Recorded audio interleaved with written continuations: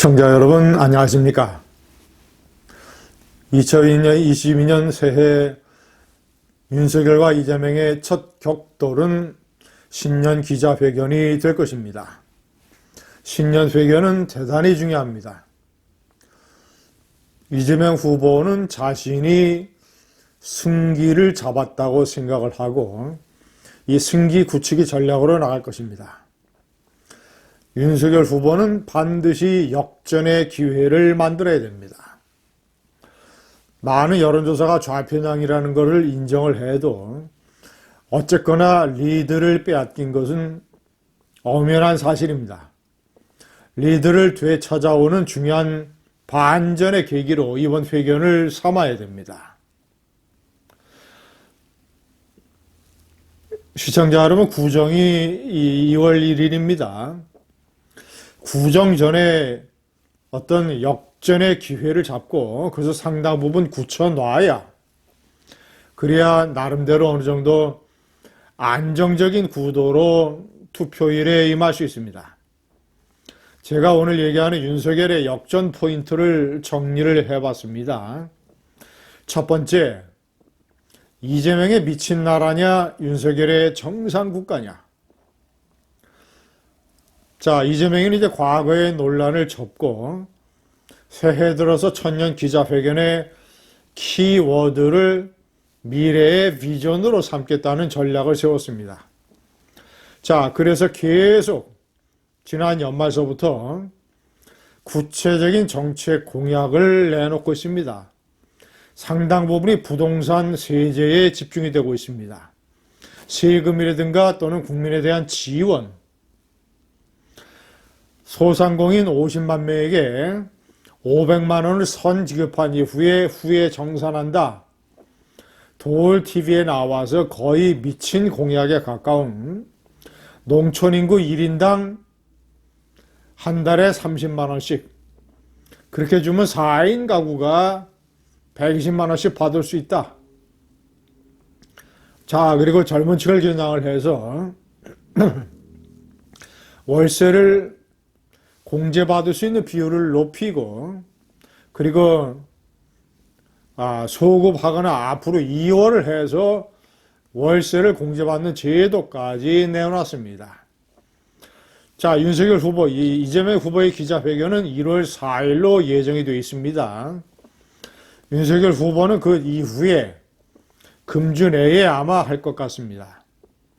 자, 이재명이가 얘기를 하면 윤석열 후보는 뒤에 기자회견에서 이재명이 구상하고 있는 세금으로 만들려고 하는 미친 나라, 그 세금을 도대체 그 얼마나 많은 천문학적인 돈을 어디서 구해내올 수 있는가, 다 허풍이요 모래성이라는 점을 윤석열 후보가 이재명의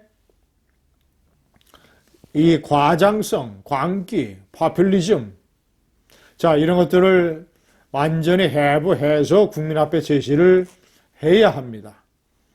자, 두 번째는 윤석열 후보가 자신의 정책 공약이라든가 메시지 이런 것들을 강렬하고 간결하게, 자, 이제 윤석열 후보도 김건희 씨의 사과라든가 또는 장모 문제 이런 것들 전부 과거의 논란은 제쳐두고 이제 윤석열이 만드는 대한민국이 어떤 모습이 될 것인가. 특히 전체 유권자 중에서 지지 후보를 정하지 않았거나 앞으로 지지 후보를 바꿀 수 있다는 사람까지 합치면 전체 국민의 30%가 유동층입니다. 특히 20대, 30대에서는 그 유동 비율이 50%가 넘고 있습니다. 그렇기 때문에 특히 2030을 겨냥한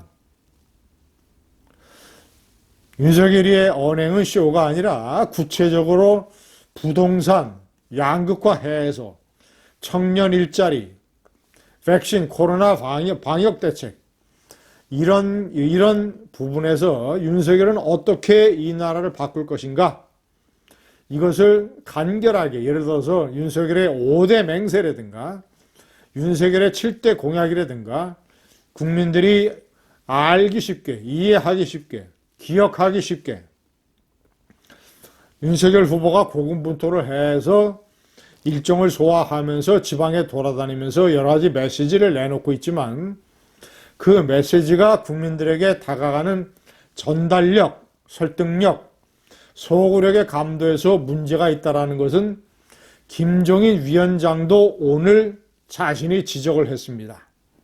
그래서 앞으로 모든 메시지의 관리를 자기가 직접 하겠다. 이것도 만시지탄입니다. 위원장 맡은 지 20여일이 지났는데 뭘 이런 식으로 그동안 뭘 했길래 하여튼 늦었지만 국민들이 알기 쉽게 기억하기 쉽게 윤석열의 5대 맹세 7대 공약 막 이런 식으로 분명하게 제시를 해야 됩니다. 세 번째, 이를 악물고 이준석은 오늘도 방송에 나가서 마치 자신이 정치평론가인 것처럼 당대표가 아니라 해설가인 것처럼 윤석열 후보를 비판했습니다. 제가 거듭 말씀드리지만 가세연의 폭로가 엉성했습니다. 이준석이의 도끼만 잔뜩 올려놨습니다. 맞불 고소로 진행이 되면서 좌파의 먹잇감만 제공을 했습니다. 녹취록이란 것도 술집 사장의 정체가 불분명한 이상한 녹음. 자, 이런 것들로 인해서 이준석 사태를 더 악화시켜 놨습니다. 제가 거듭 말씀드리지만 김종인 위원장이 이준석을 잡는 데에 실패했습니다. 며칠 전 오찬에서 실패했습니다. 자, 국민의힘 초선 의원 57명이 나서야 됩니다.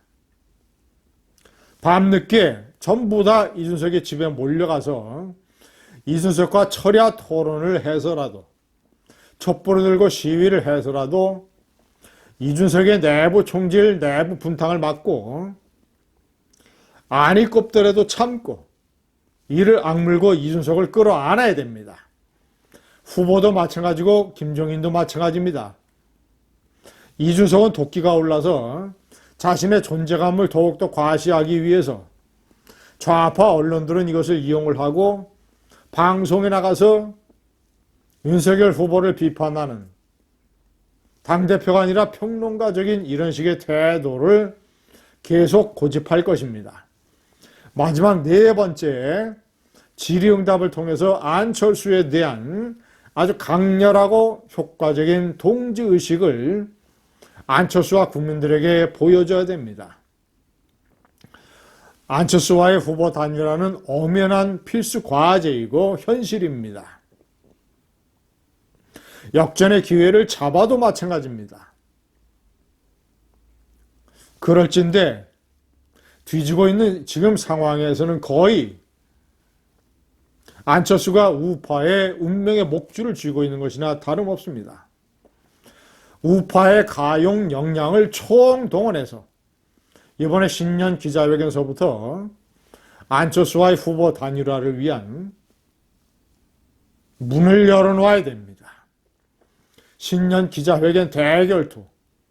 윤석열 후보가 반드시 역전의 승기를 잡아야 됩니다. 감사합니다.